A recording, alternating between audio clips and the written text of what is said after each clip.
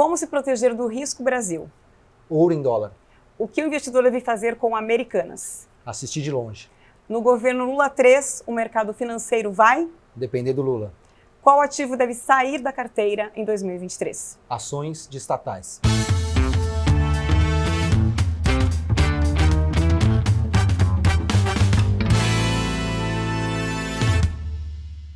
Olá, estamos começando o primeiro Papo Café e Lucros de 2023, com um novo formato, mais direto ao ponto, trazendo todas as recomendações sobre onde investir. A conversa de hoje acontece aqui no Rincon Escondido, na Vila Madalena, em São Paulo, e eu tenho o prazer de tomar um cafezinho aqui com o Felipe Miranda, que é CEO da Empíricos. Seja bem-vindo, Felipe, um prazer recebê-lo. Muito obrigado, é um prazer enorme estar aqui também. Obrigado pela oportunidade. Bacana. Bom, o Brasil começou o ano sob os holofotes. Tivemos a posse do presidente Lula, depois invasão de Brasília por bolsonaristas radicais e rombo identificado nas contas da Americanas. E muita gente está se perguntando agora o que fazer com ações de estatais como Petrobras e Banco do Brasil. Olha, sempre há uma ideia de risco e retorno serem coisas, né, uma é a outra face do outro, né? Então, quando você olha para as estatais hoje, é inegável que elas têm um retorno potencial muito grande. Elas parecem baratas, seja Petrobras, seja Banco do Brasil. Mas a gente acha que o risco associado a essas ações hoje não compensa.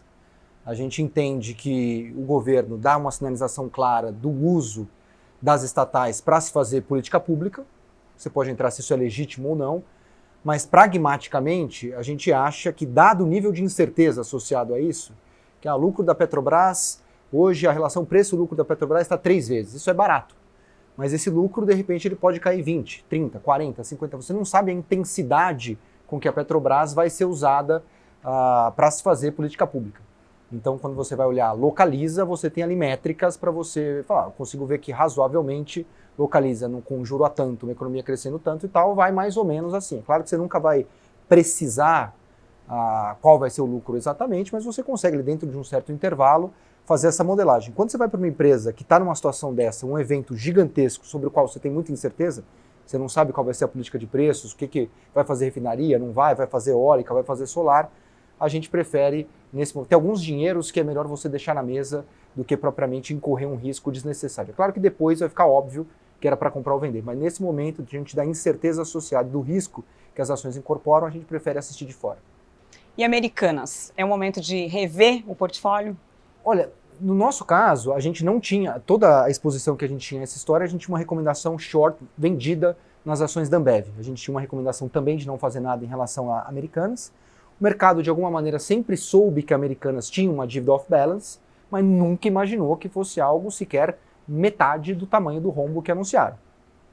Então, nesse momento também, eu prefiro Americanas não tocar nessa história, porque vai ter aumento de capital? Quanto? A que preço? Qual é a conversão de dívida em ações?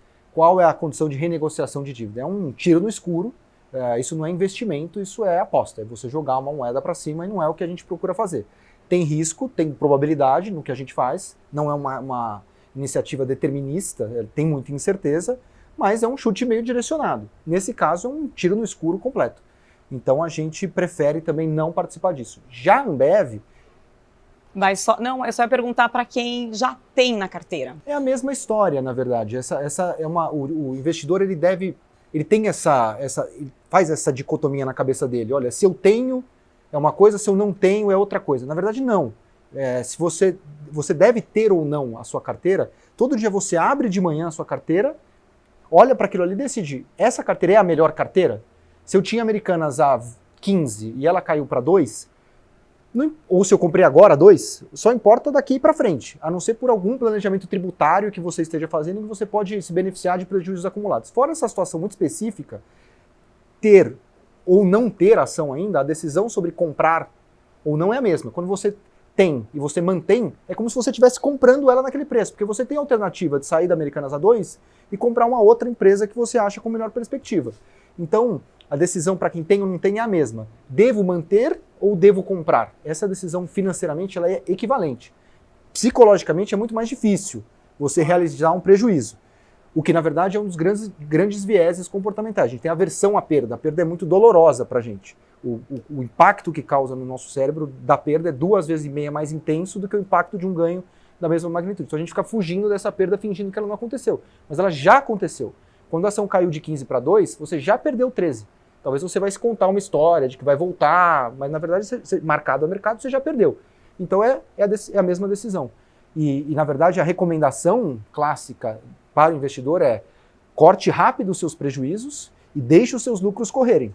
Que é fazer o contrário. A tendência é você ter o lucrinho e você vender rápido e carregar os prejuízos. Só que o que está caindo é o que está indo mal. Então lá na frente você carrega uma carteira de coisas que estão indo mal.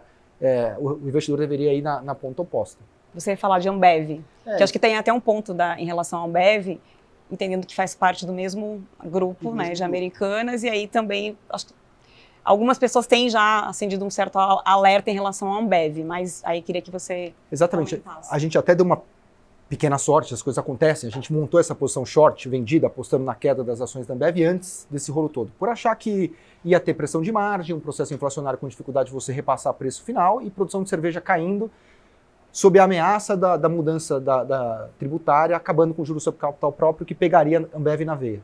E aí agora adiciona esse enorme fator de risco sobre o controlador, que é, primeiro assim, eles vão ser chamados a entrar com capital em Americanas, a situação de Ambev já não é de muita liquidez exatamente. Né? O dinheiro do um controlador muito alavancado é sempre um problema para a companhia. Cria-se uma dúvida enorme nesse momento que, assim, a ALL, no passado, que era do grupo 3G, teve problema na época do Bernardo Reis. Kraft Heinz, a mesma coisa. Americanas, a mesma coisa. Só a Ambev tinha uma contabilidade realmente, pode ser, né? Só o tempo vai dizer, mas que existe nesse momento uma certa desconfiança geral sobre o grupo, acho que existe. E em paralelo, você está brigando com todos os principais bancos do Brasil. Você tem lá disputas judiciais acontecendo enquanto a gente conversa agora. Então assim, ó, você precisa de crédito na Ambev? Nós vamos negociar essa história toda aqui, cada um vai lutar com as armas que tem, e o acesso a capital do grupo 3G como um todo, eu acho que pode ficar mais restrito e impactar credibilidade, negociação com o fornecedor, com o credor do grupo nesse momento. Então eu acho que a Ambev é a exposição que a gente tem a essa história, indireta, apostando na queda das ações. E olhando para esse cenário, o que faz sentido entrar e sair da carteira nesse momento? Eu acho assim, eu tenho gostado de 3 nichos. Eu acho que a pessoa tem que ter 3 nichos na carteira dela, que aí ela consegue se diversificar a diferentes fatores, se expor a diferentes fatores de risco. E assim eu fico mais tranquilo. Um é um segmento de commodities, que eu acho que é fundamental você ter no momento que a China reabre. O impacto de China entrando de volta nessa história é brutal. O mercado imobiliário chinês já começa a reagir, o mercado de veículos também começa a reagir. E o impacto da abertura é muito grande, é só a gente ver o que aconteceu no Ocidente e você vai chegar a essa conclusão. Então, Vale é uma proxy de China, o minério está caro e é uma receita em dólar aqui. O país está nessa história que você não sabe muito bem para onde vai. Como você muito bem colocou, o governo Lula com sinalizações ambíguas, manifestações com vandalismo em Brasília e essa ainda história creditícia aqui de Americanas, é sistêmico, não é? Vamos ter uma receita em dólar aqui, acho que Vale é um grande nome para o ano, barata, melhor produtora de minério do mundo, baixa alavancagem, paga bons dividendos, receita em dólar. Inclusive protege uma parte da sua carteira. Eu gosto do nicho de bancos, eu acho que o juro permanece alto por muito tempo, pagam dividendos razoáveis para bons e também nos defende, é um call meio defensivo, o gringo gosta do call de bancos, entende fácil, acompanha Itaú há muito tempo, então é fácil isso aqui. E tem um outro nicho de que eu gosto muito que a gente chama do quality, que são empresas muito consagradas que conseguem atravessar a expressão que a gente tem usado ali, é que numa guerra os generais são os últimos a morrer. Então você sabe que Equatorial já atravessou vários tipos de Brasil e foi bem, um pouco melhor em um pouco pior em outro, mas sempre foi bem. Você sabe que Localiza está há 30 anos gerando retorno, você sabe que BTG já atravessou várias e várias crises e foi bem no final do dia.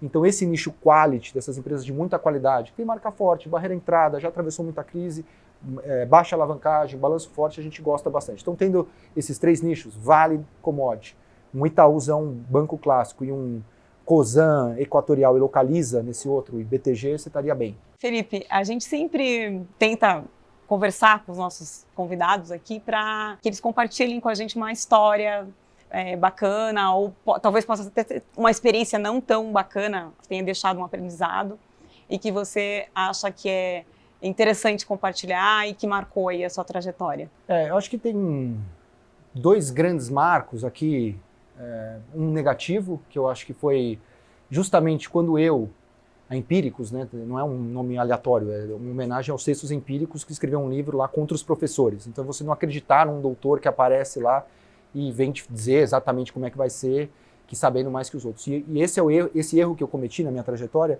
eu me cobro muito porque eu traí a mim mesmo, eu traí a própria essência da Empíricos, que foi acreditar num sujeito que descobriria petróleo na Bacia dos Solimões e na Namíbia, que seriam as novas grandes fronteiras exploratórias do mundo. Então nós acreditamos nessa história e ele se mostrou um enorme especialista em achar areia e água, e basicamente as ações naquele momento foram a 0.